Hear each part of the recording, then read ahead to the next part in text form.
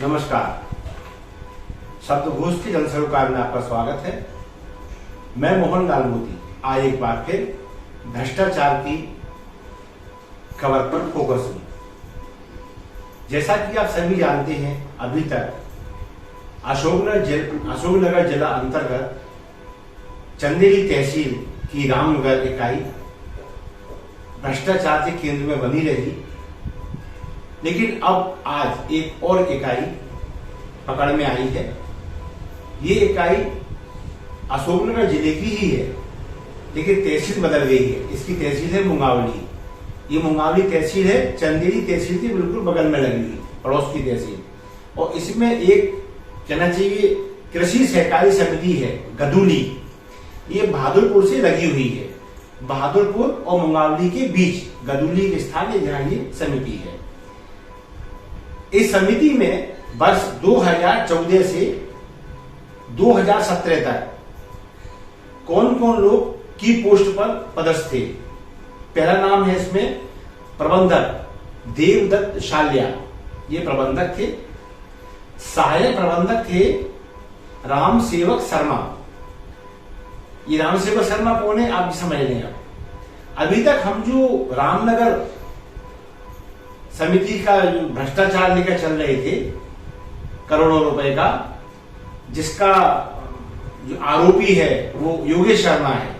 ये जो रामसेवक शर्मा है ये उसके चाचा हैं और इन्हें योगेश शर्मा जैसे कुछ और समितियों के भ्रष्टाचार संबंधी मामलों के आरोपियों के संरक्षक माने जाते हैं ये। और ये कैसे हैं अगली और कड़ियों में मैं क्लियर करूंगा, क्योंकि अभी इस भ्रष्टाचार की श्रृंखला में और भी कुछ नाम आने बाकी हैं जो एक एक करके आते जा रहे हैं। पहले योगेश शर्मा का आया था, अब उनके चाचा जी आ गए हैं रामसेवक शर्मा। ये कहाँ है? गदुली में सहायक प्रबंधक। एक और नाम है ओम प्रकाश ग्वाल का। ये तीनों इन समिति में यहाँ पदस्थ थे। अब इन पे आरोप क्या है? ये जो कार्यकाल था इनका 2014 से 2016-17 के बीच या इसके आगे पीछे जब भी इनका प्रभाव रहा, इन्होंने सहकारी बैंक गुना से प्राप्त 1 करोड़ लगभग 1 करोड़ की राशि खुर्द-बुर्द कर दी। ये कहां गई, कैसे खर्च हुई, किसको दी गई, इसका एक बहुत सटीक हिसाब किताब ये नहीं दे पाए। क्या हुआ? कार्रवाई हुई, जांच हुई, क्योंकि ये तो करना पड़ेगी, 1 करोड़ का हिसाब किताब तो लेना पड़ेगा। तो उसमें क्या होगा कि इन तीनों ने इस बात को प्रमाणित तौर पर माना कि हाँ जुर्म तो हो गया, 1 करोड़ की गड़बड़ी तो हुई है, लगभग 1 करोड़ की गड़बड़ी तो हुई है। फिर इनके द्वारा मान लेने के बाद भी अब ऊपर क्या होगा? बैंक कोऑपरेटिव बैंक गुना, जिसके अंतर्गत ये सब आता है। सहकारिता विभाग के बड़े अधिकारी जिन्हें कार्रवाई करना थी, इनके द्वारा कोई वसूली नहीं की गई। ये कब हो रहा है? जब प्रबंधक और 2 सहायक प्रबंधक, जिसमें रामसेवक शर्मा शामिल है, योगेश शर्मा का चाचा, इन सब ने माना प्रमाणित तौर पर कि हाँ गड़बड़ हुई है और ये राशि हम जमा करा देंगे। इसका कमिटमेंट का लेटर भी मेरे पास है, वो मैं आपको शेयर कर रहा हूं। अब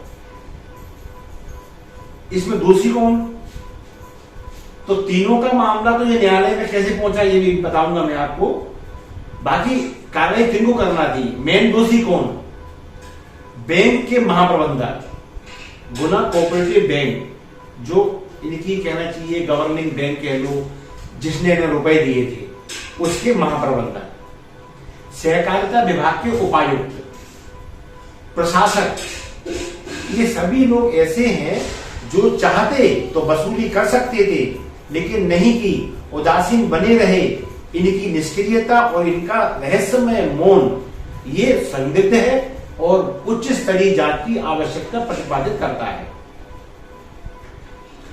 जनधारणा ये भी है सहकारिता विभाग के बेहद विश्वसनीय सूत्र, बैंकों के विश्वसनीय सूत्र और जो प्रशासक होते हैं इनके इर्द गिर्द उठने बैठने वाले लोग ये दावा करते हैं कि ये केवल मौन नहीं रहे, बल्कि इन सबका संरक्षण उन लोगों को प्राप्त है जिनने गबन किया, यानी इनमें कुछ ना कुछ सांठगांठ है, इसकी जांच होनी चाहिए।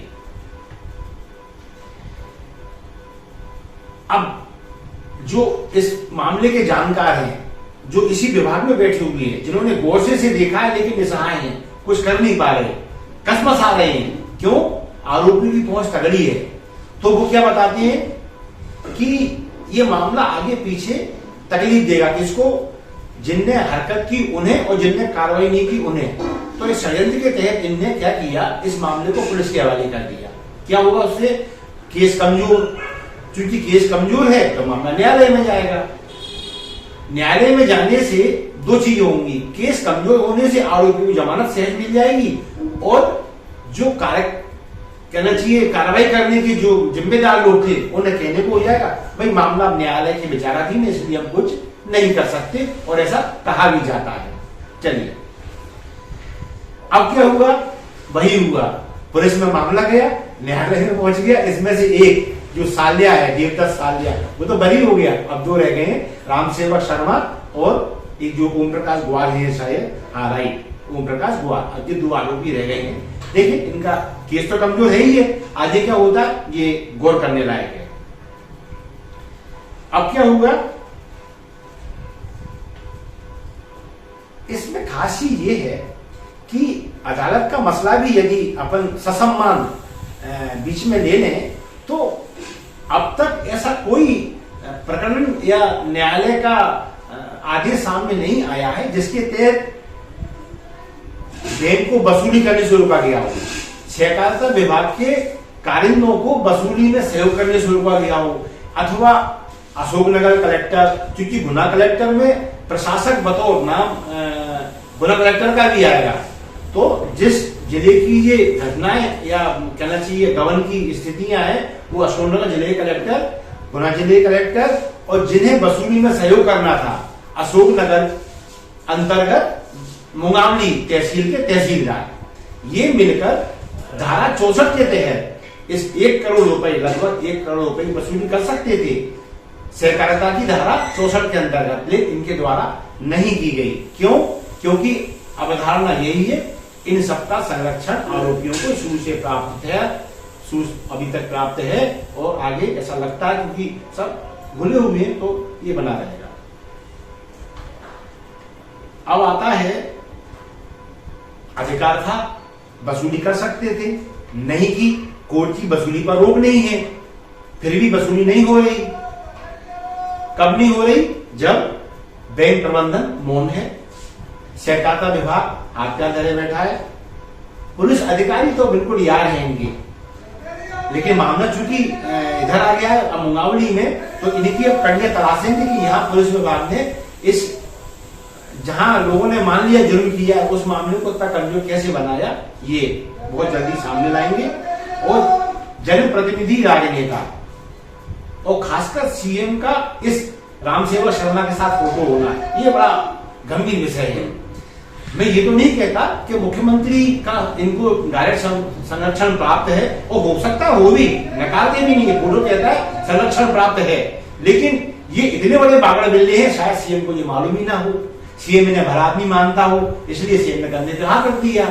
और चूंकि सीएम का कंधे पे हाथ है तो फिर अब कलेक्टर साहब क्या करें, एसपी साहब क्या करें, तहसीलदार क्या करें, उपायुक्त सहकारिता क्या करें, बैंक प्रबंधन क्या करे?